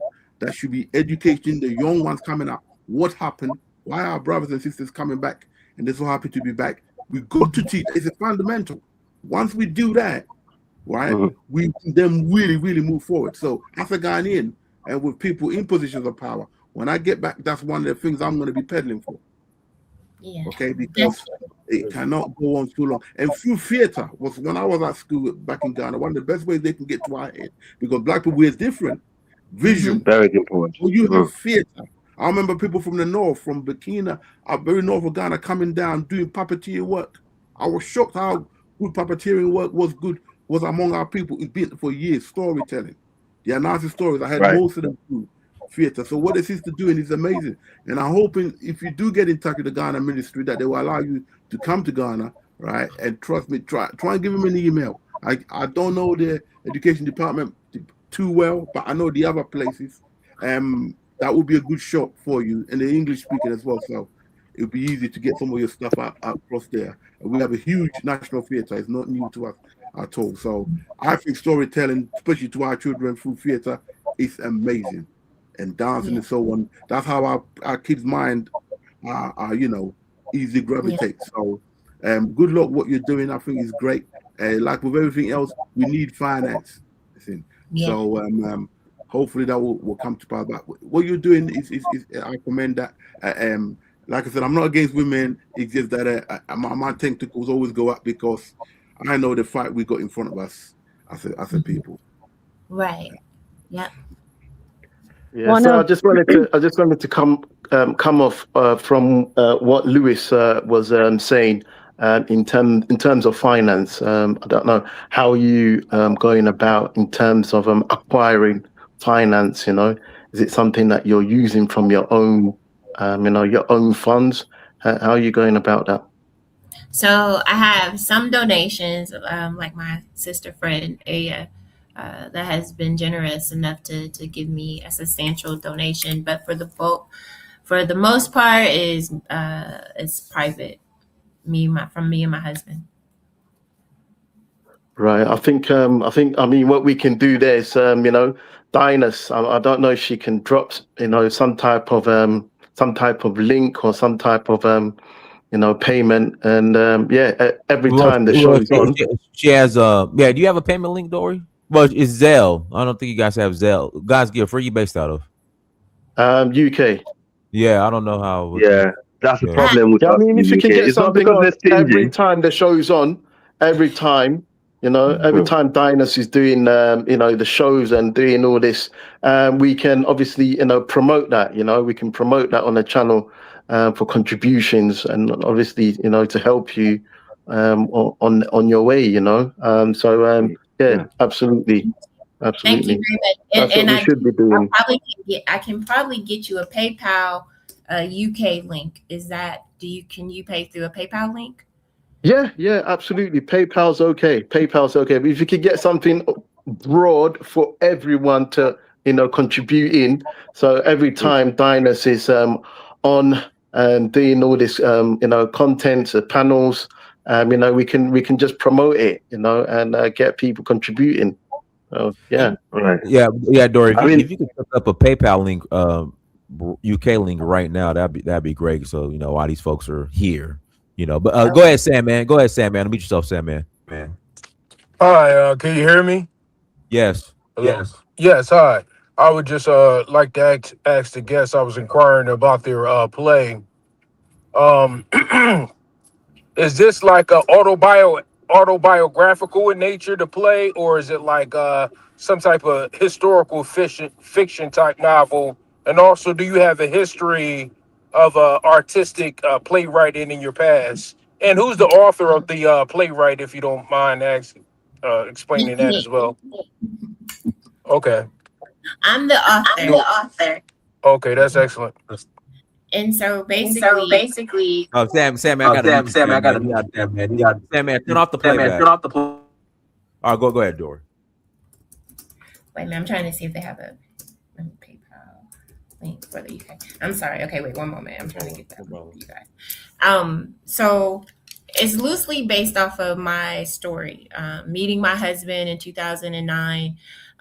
He said he was from Sierra Leone. I had no idea where Sierra Leone was, nor did I have any desire to go to Sierra Leone.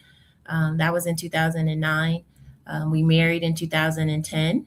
My husband had a vasectomy, but in 2011, in July, we had a daughter.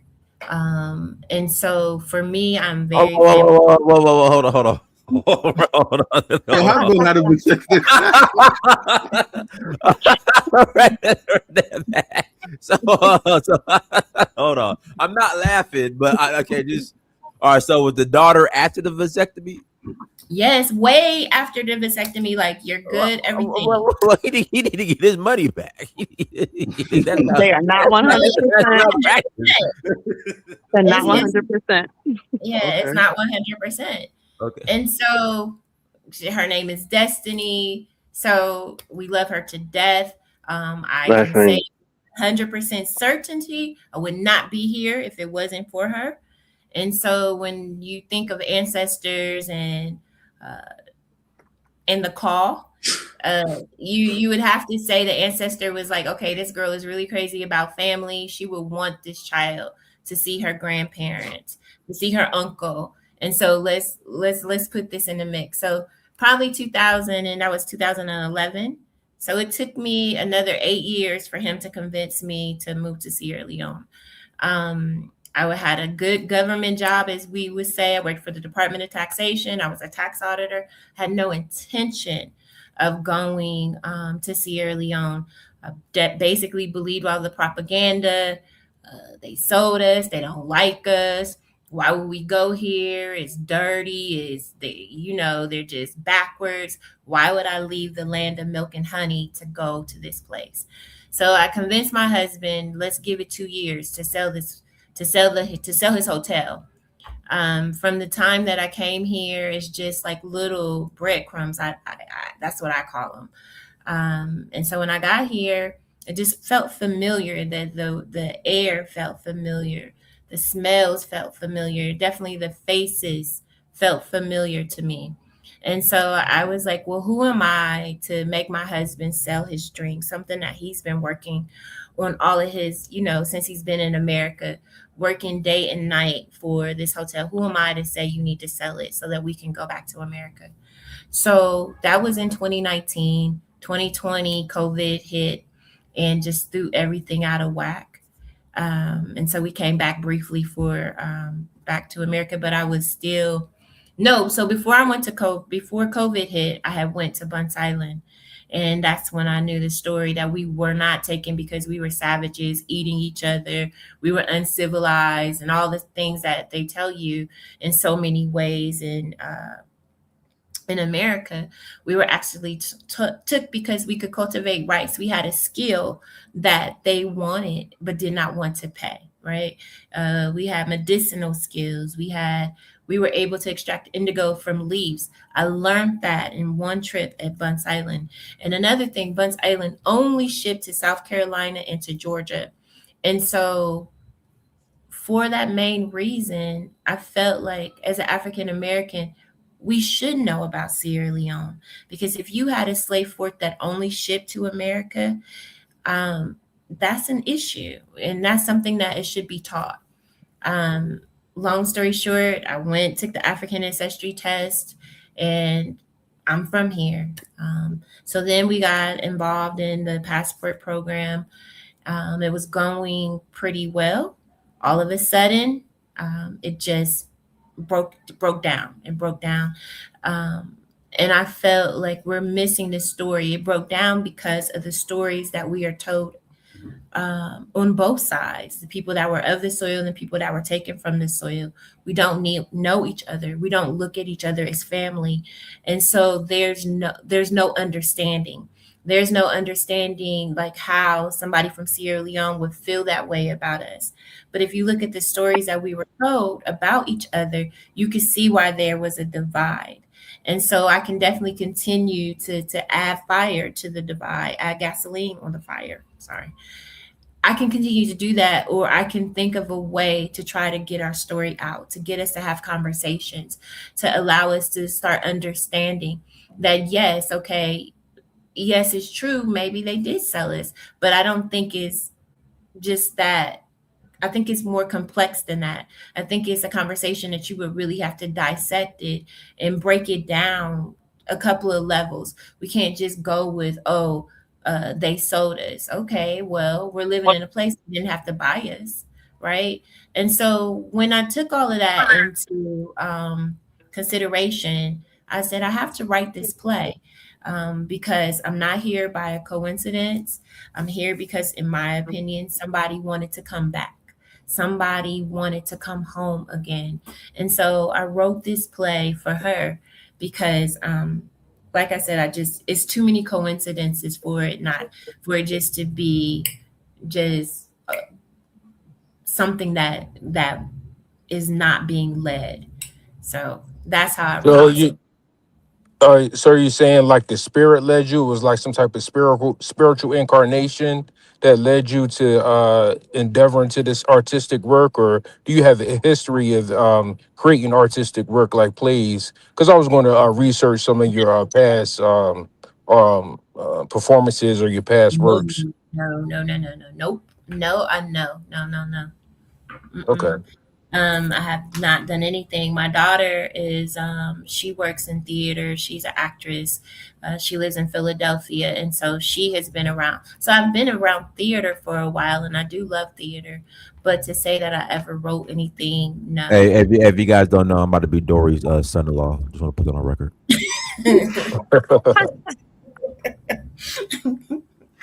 But no. And so I would say I'm still learning, I'm still deconstructing, but I do believe in ancestors. I do believe in African spirituality.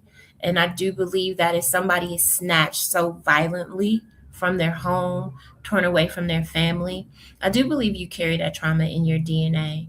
And so I do believe that there's a longing to be back where you were. And so I do believe in that. And so Is there will you I'm give sorry. us will you give us any spoilers about what happens in the play, or we just have to check it out? Yeah, you would just have to check it out. But of course we will get together, kumbaya, right, at the end. And so I mean, it's just like I said, it's before the rift, how we lived in community. I don't know if Dinus has my song. That's another way you all can support me as well. I do. It's on Apple Music. It's on Spotify. If you download it, I think it's like 99 cents. That's better, and those proceeds would also help me too. But so it was just the rift before.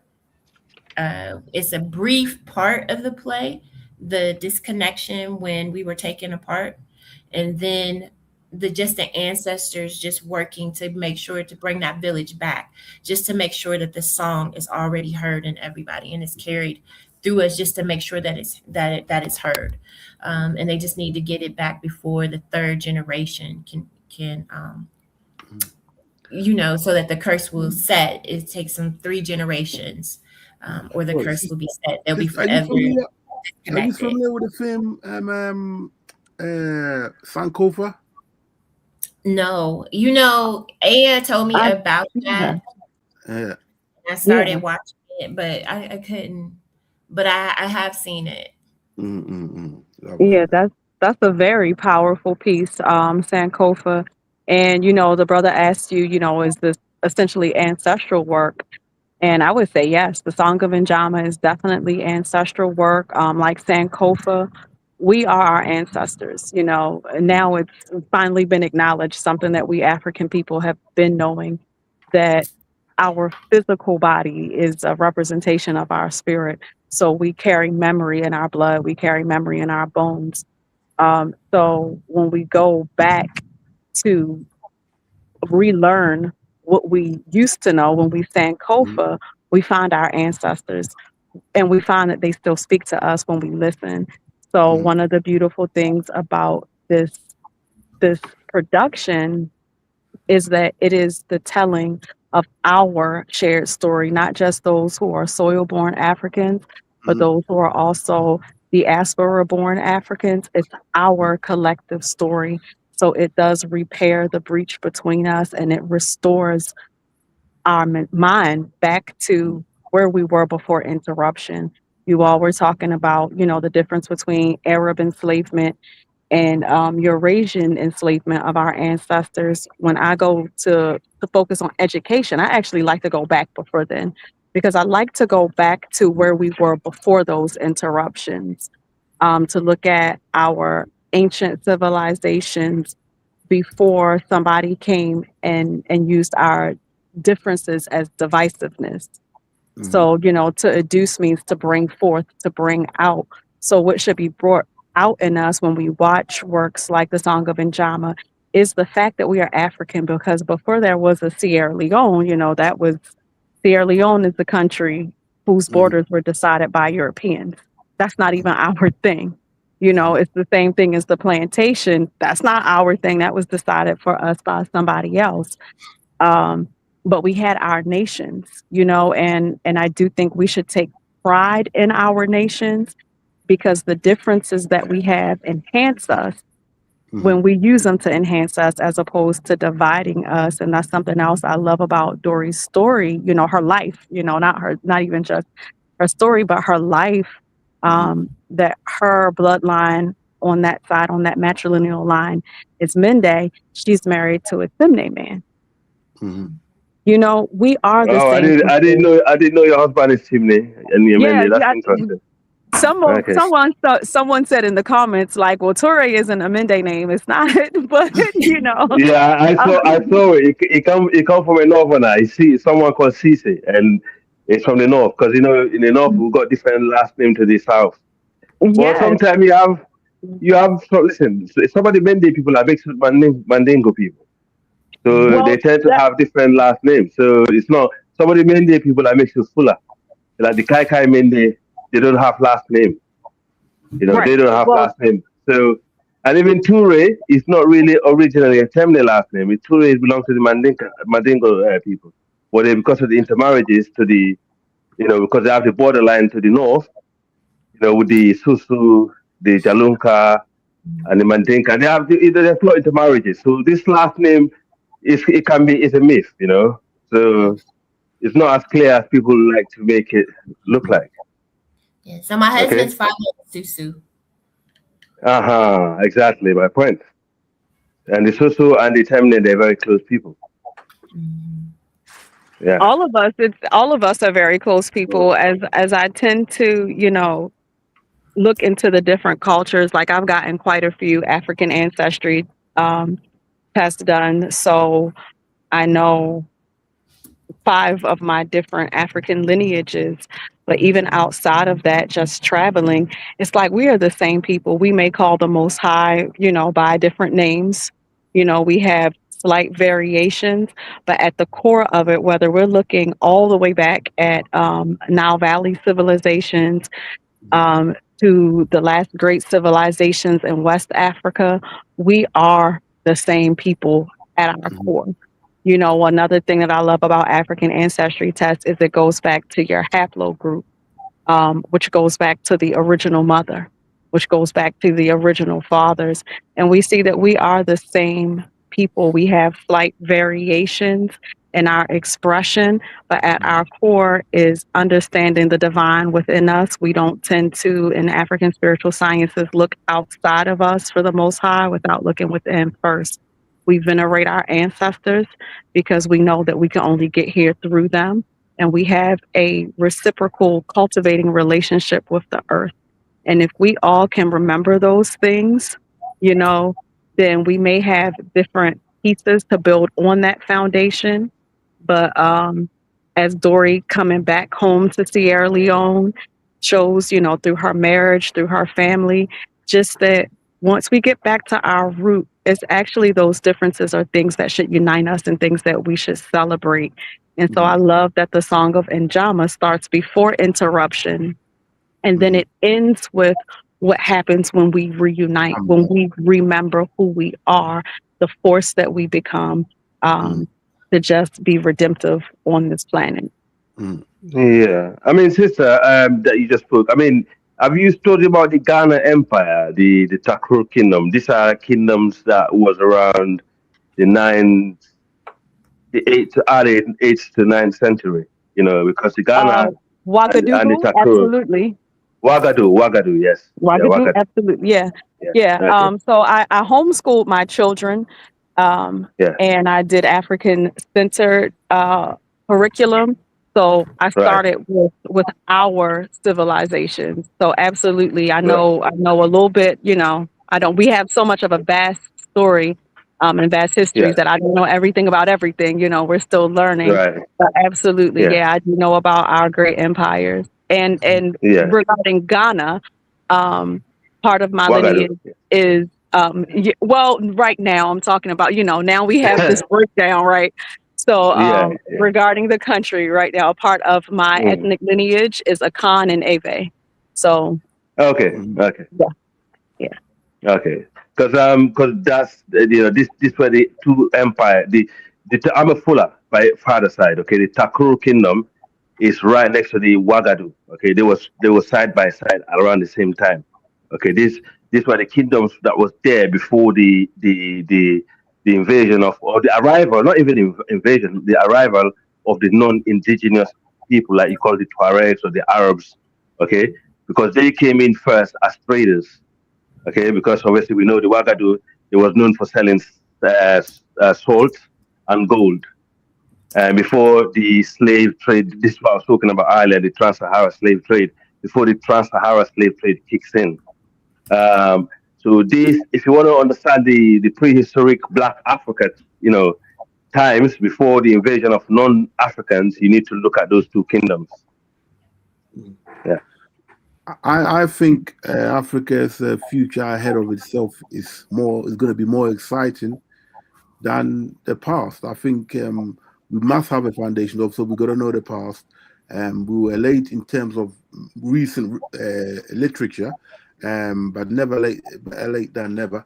I think going forward is going to be more exciting because as we bring back our brothers and sisters, and we now have the experience. We have people who have experience of who these people are in their land. Coming back and moving forward, I think that's more exciting. So I think we can get past these few skirmishes we're having in terms of how we're going to run our individual country and so on. I think the future ahead of us, if we put industrialization first so we can have jobs, the rest is history. Because we, in the West, the Black people create all the entertainment. We're behind much of the inventions and things that go on, and we're not getting the credit for it. Once we're back on the land, with the land, okay, 60% of Africa is not even habited. Once we're back on the land, we get agriculture right, we get industrialization right with our raw materials. This is what they fear. Yeah. So as long as we bring it back to us and what's in the future, I think that's why they don't want anything like that happening. So we once we stick to that, right, what's happened in the last 10 years, especially since Diana started his channel, at the time he started to now, the leeways and how far we've come where we are communicating now. I never saw this in the 80s, 60s. Yeah, we communicated through letters, but now this is exciting. You can see it with your eye, live on the internet and so on. So I think the future is more exciting. That's what excites me. I do too. I really do. It. So because we've seen here, those of us who left the continent came here, all it is that they industrialize their nations, right? We just got to industrialize us. There's nothing we want. I don't want to be in a cold England. I don't know about Africa, but I don't want to be in this cold place, right? No, but I had it. Fam, I had enough of this place, fam. Yeah, I had enough of it. Yeah, I even had one white guy tell me when I used to play soccer before, he used to say me, why you guys want to, I thought he was being racist. He wasn't. He asked me a genuine question. Why you guys want to come here? Because he used to love going to the Caribbean. He loves the heat. And there's nothing. I mean, I drive tour buses through in and out of Westminster. I be all them other places. It's cool. It ain't for me. Yeah. Trust me, Louis, you can tell by my accent, I'm from the west of England, yeah? And I live in the majority.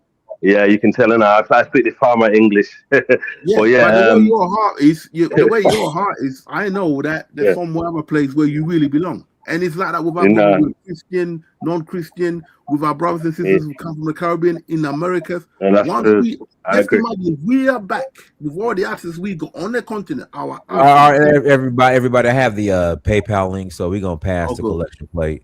All right, the PayPal link is on the screen. Okay, I'll screenshot it. The link is in the chat room. And then what we're gonna do as well, we're gonna go ahead and start closing out. Miss Dori, anything else you'd like to share in closing? No, I just want to say thank you. This is definitely a great conversation. I really appreciate it in comparison to my first visit. So I appreciate. Was you on here before? Was she on here before? I appreciate you, Dinus, for giving me this platform anytime to talk about this production, this authentic play that was created just through pressure. I didn't know what else to do. I'm just a little person, but I can see so clearly. I can see how our history is being used to divide us. And so, like I said, this is just my attempt to try to get us to talking and focus on what in the ways that we are more alike than our differences. Nice to have you here, sister. Thank you. All right, cool. All right, guys. So PayPal link is on the chat, is on the screen. It's also in the chat. Guys, make sure you pass the collection plate, so we could make sure Dori gets her Oscar, Tony. Tony. Okay, Tony. Tony. But we're gonna do a movie version as well. Okay, we are. I'm a star in that one. I'm a star in that one. You know what I mean? I'm a star in that one. At least in the AI that's gonna be awesome. But we don't do Oscars. We'll do Patah. That's who the Oscar is shaped after. Yeah, so for Africans, it's called Patah. We don't need that. So I guess Dinus, you're first up for getting a Patah award. Okay, Patah, absolutely. I'm gonna be all up in there too. All right. That is good at selling movies. Yeah, well, I'm gonna be all up in there. So everybody, the collection plate, y'all, the link's on the screen. Everyone, and also in the chat. Everyone, thanks so much for joining. Like, share, subscribe. And hold on, we'll wait 30 seconds so you guys can make sure you copy and paste and all that good stuff. Make sure you get the link. I'm already excited. I'm already excited. So please post all the links and post everything. It's absolutely fantastic, Right and with theater, you can't go wrong, especially in Africa with theater. It's a win. It's a win because black people love theater. We love theater. So please post everything, and definitely. And I believe Dinah shared my WhatsApp number. If you happen to message me, I'm going to create the Song of Jama WhatsApp group. And so I'm going to do try to post in there 2 to 3 times a day. Lovely. It was a pleasure dialoguing with you all. Every time you're on, if you can promote what the sisters are doing, that will obviously help in taking them forward, So that's a great thing. Yeah, you're welcome. Yeah. All right, everyone. All right, everyone. Thanks so much for joining. Like, share, subscribe. Until next time, family. Dinus Amir, search for Huru. Peace. Peace. Yeah.